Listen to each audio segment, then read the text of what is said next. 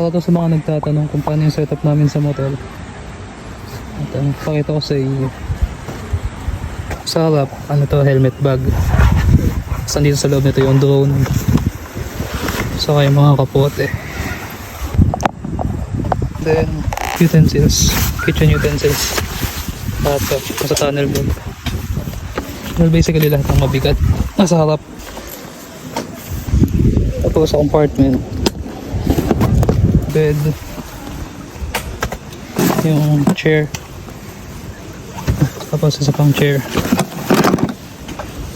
sleepers sa likod. Yung pinaka-importante sa lahat, ang Motowolf na bag. Mas prefer namin to kaysa dun sa box kasi may mga dinadala kami na mahaba na hindi kasya sa box.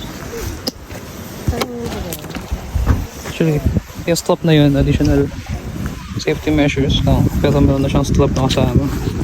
Ito, 4 na strap yan. Quick release. So waterproof yun. Kasi yung build niya, para siyang storm bag. Diyan sa motor, nandiyan lahat ng damit namin. So ito may mga bagay na katulad nitong fishing rod. Dito kasi sa box. Itong tripod, dito kasi sa box. Kaya mas prefer namin to. Next, ito. Lamesa, hole, and then imbis na tali, mas maganda ito gamitin. Rapid stops. Pwede siya i-release, pwede siya kabit.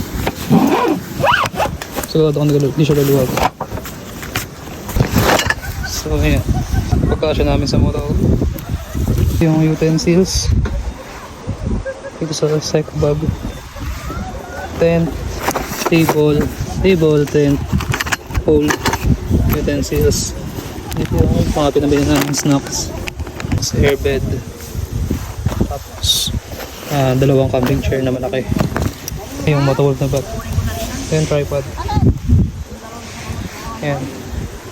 So,